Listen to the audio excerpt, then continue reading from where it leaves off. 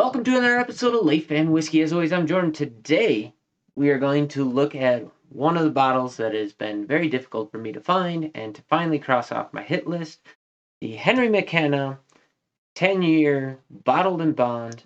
Man, I've been looking for this whiskey for probably a year and a half. Couldn't find it anywhere. In all my travels, couldn't find it online. I just was having some trouble finding it. In fact, I'm not even really sure what a fair market value is. I finally found it when my wife and I were on vacation here in September. And man, Montana, blue laws, can't buy liquor on Sundays. Of course, didn't think about that. Didn't really, even though we lived in Montana, I didn't really remember that. They also have this bottle shop thing where, like, most, it has to have like a separate liquor store from a grocery store and all kinds of goofy stuff. But all that aside, we were in the store. We found the Henry McKenna. We found the Remus Repeal batch 5 and batch 6. And I think they had a batch 2 and maybe a 4 in there. So the only ones I'm missing now are 1, 3, and 4. I'm probably not going to try and hunt those down. If I happen to see them for a reasonable price, I'll probably pick those up. But we saw those 3. They also had a Calumet 14, 15, and a 16. They had the Sam Houston 14 and 15, I think. And then, of course, they had the Montana version, which I don't remember. It's the 15 or the 16. That's the Montana release. That they're releasing them via state. Didn't end up getting any of those. They also had the Cavalin sherry cask, which I didn't pick that up either. But so we weren't able to buy any of them at the time. Luckily, I have a buddy who lives in the area and happened to be elk hunting in Gardner that day, and I literally texted him right as he was driving by the liquor store. Luckily, caught him just in time. He was able to pick them up for me. 3 bottles, and it ran him $295, which then cost me $295 because I paid him back. Of course, because everything on this show comes straight out of my pocket. And so, anyways, this was $75 in Gardner. Now, I'm not sure if that's a good price or bad price or a fair price. I would like to have seen it for like $60, $65, but hey, when you see it, you buy it. Oh, they also had the Stag Junior there, which, man, Stag Junior, just good stuff. But they wanted $250 or $280.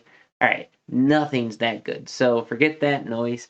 As much as I would love to have a Stag Junior, not paying that. And then if you watch my Colonel E.H. Taylor video, you'll see that in Livingston on that same trip, there was a bottle of E.H. Taylor. It was $140. Not paying that also, because here in town it was $37 and change. Worth every penny of that, worth every penny up to about $60 or $65 in my opinion. Probably my favorite bourbon to date that's non-finished, and I think we will do a video head-to-head between the Henry McKenna and the Colonel E.H. Taylor, and we'll see how that shakes out. So there we are. So $75 up in Montana. Cannot find it in Wyoming, cannot find it in South Dakota, and didn't find it in any of the other places where I have looked. So let's get into it. So it's aged 10 years. It's a single barrel. It's bottled and bond. This is barrel number 12,296, and it was barreled on what is that? 6 is June 1st, 2011. So there you go. So 50%, 100 proof, bottled and bond. Let's see how we do here. Now, if you haven't already, check out the Colonel E.H. Taylor review. Big fan of that one. Really, really enjoyed it. So my basement is a little cool, even though, let's see, I'm recording this on November, what's the date? November 11th. There you go. What is November? Is that Veterans Day? Anyways, maybe I should send out some messages to people. Anyways, November 11th, when I woke up this morning, it was 1 degree outside. We got 6 inches of snow last night, so the basement's a little bit cooler today than normal. But we'll see what we can get out of here. We're just warming up the glass, getting those oils nice and warm, getting things moving around, all happy in there.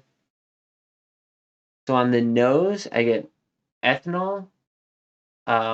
Not overwhelming, but like as a distinct smell, I get ethanol. I get oak and honey and vanilla. Going in deep on that one, I got some fruit. It smelled like apple to me, but then like really deep in there had a little bit of that floral characteristic. Um, there was some peanut. I have to say this is opening up way more than it has previously. So you can see I've had a couple of sips out of the bottle already.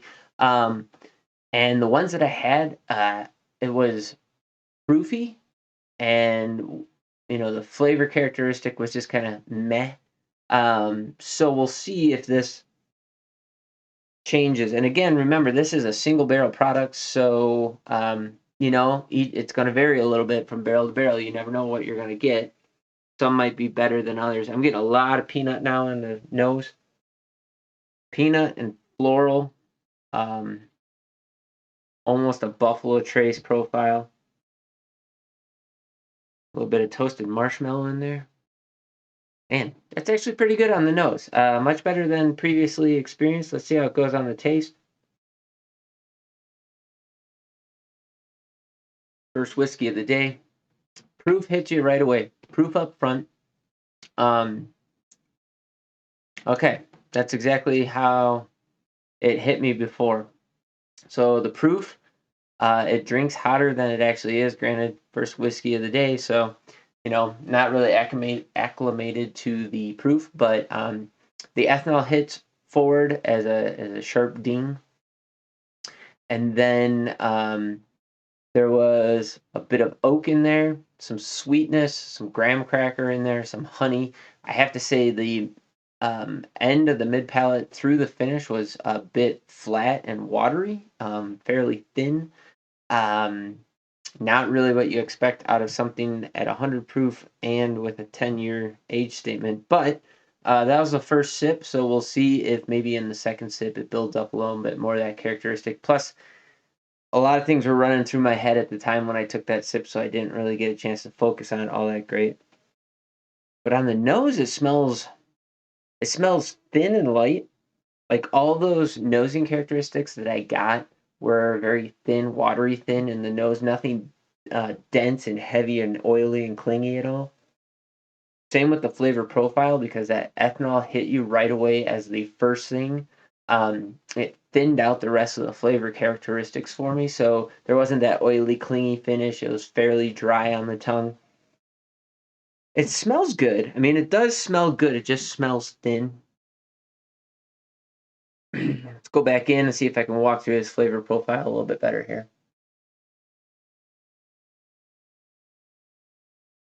Ethanol still hitting up front, a little bit more caramel that time.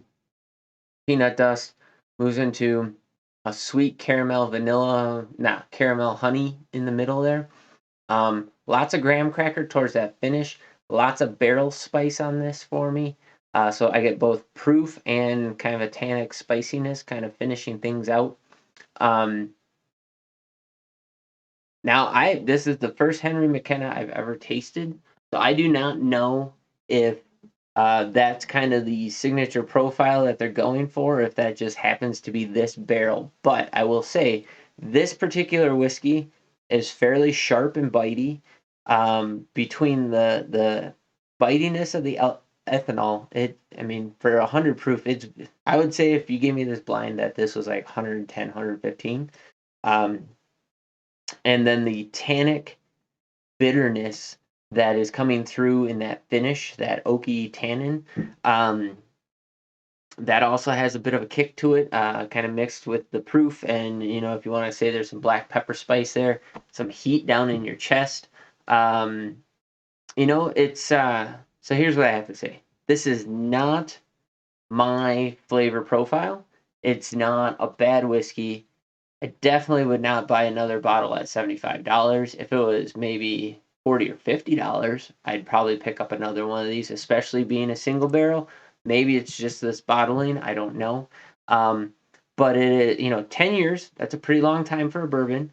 So, high age statement whiskey, you're going to pay a little bit more money for it. But then on top of that, the higher the age, the more barrel impact you're going to have, the more oakiness you're going to have in there. And I am picking that up on the back end of this flavor profile. So, lots of peanut in the glass now.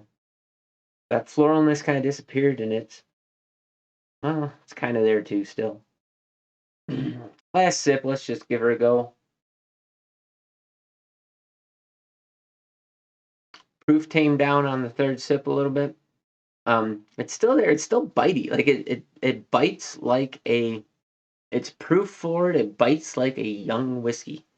Um, that is not at all what I expect from a 10-year whiskey. I expect, the overused term of whiskey, a smoother flavor profile. Like it's very, very sharp forward, and I'm not very impressed with that. We'll do a head-to-head with the E.H. Taylor at some point in the videos coming up, but today I want to get to these Remuses in this batch, and I'm going to do each of them individually and then do a head-to-head on those. So we'll save the head-to-head with the E.H. Taylor and the Henry McKenna for another point in time. And so this is Heaven Hill, and the other one is Buffalo Trace, E.H. Taylor's Buffalo Trace. So two different distilleries, but yeah, that's just not hitting the way I'd want it to. So a little bit of a disappointment there, especially at the price point. Just again, so price like if I have buyer's remorse on anything, it's because like there's so many great whiskeys on the shelf right now. E.H. Taylor being a perfect example. My hunting partner sent me a picture the other day. He bought one in Wisconsin. It was like $56 or $57, worth every penny at that price. But it's kind of awesome that I almost bought. I can almost buy two of them for the price that he paid for one. But you know, under $60, there's just, the entire Old Forester lineup. Um, some of the some of the Wild Turkey products. If you can find Wild Turkey Rare Breed, I doubt you can find it for that, but if you can find one under $60, that'd be pretty good. There's just so many other things that I'd be reaching for at that price point, and at $75, now you're talking half of my Isla Scotches. You're talking most of the bourbons and ryes under my bar here. So I'm not super impressed with that, unfortunately. Honey, that honey note's in there. It's thin. It has this particular bottling has a very thin profile to it. Um, Maybe I just got a barrel that is not the greatest, and maybe there's some real hitters out there that other people have gotten. But unfortunately for me, that is not what this is. So there you go. There is my Henry McKenna 10-year bottled and bond review. Something I've been waiting for oh so long, and only to get fairly disappointed in it. But you know what? We'll come back to this. We'll revisit it, and like I said, in a head-to-head, we'll see what happens there. So go ahead and drop in the comments down below what you can find a bottle of Henry McKenna for the 10-year in your area. Drop that down in the comments, and also any experiences you've had with the Henry McKenna, and hopefully maybe you've had a better experience. Feel free, drop that in the comments below as well. Also, as always, check out Life and Whiskey on BitChute and Rumble. That's where most of my video engagement is going to be. I am switching over from YouTube, although still on YouTube for the time being. There you go. As always, thanks for watching. Have yourselves a great day. We'll catch you in the next video where we look at the Remus Repeal Batch 5. See ya.